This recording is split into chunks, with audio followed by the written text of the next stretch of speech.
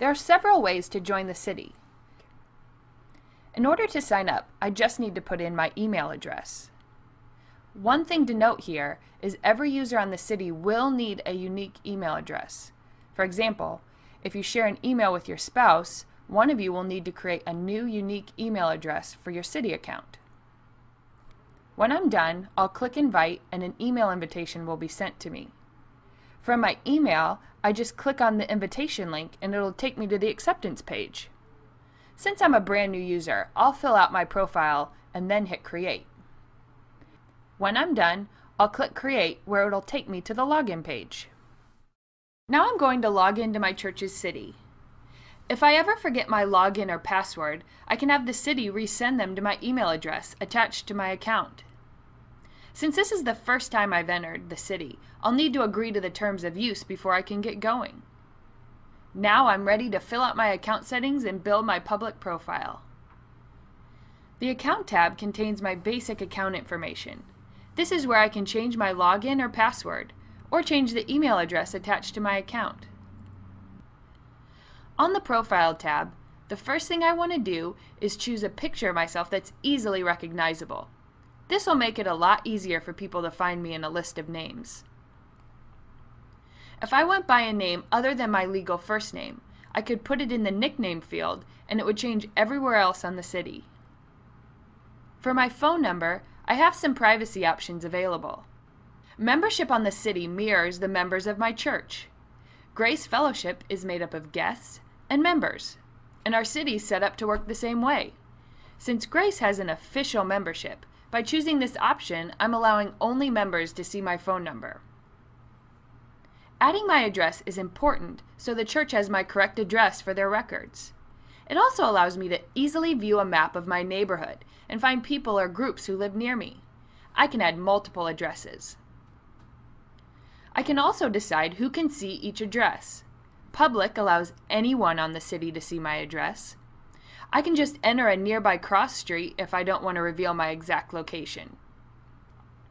Proximity will keep my address private, but will also allow me to receive some geographically specific content. If I set my address to members, only official church members will see it, and private means that only church leaders can view my address. I've set my home address to Proximity, and also added another address with just my cross streets as public, so I'm still discoverable on the map. Tagging skills to my profile will help me volunteer the gifts I've been given. In the Email tab, I can set the controls for how much email I'd like to receive. There are two sections here. The first is for your connection email settings, which apply to your account in general. You can choose whether you want to receive email notifications from city conversations that you're involved in, and you can select whether or not you want to allow people to start a conversation with you. You can also choose not to receive emails when people reply to your city status updates. Finally, you can choose how you want to respond to friend requests. A bit lower on the screen, you'll see your group email settings section. All of the groups you belong to are listed here. You can customize your email notification settings for each group. We'll go into detail on these settings a little later.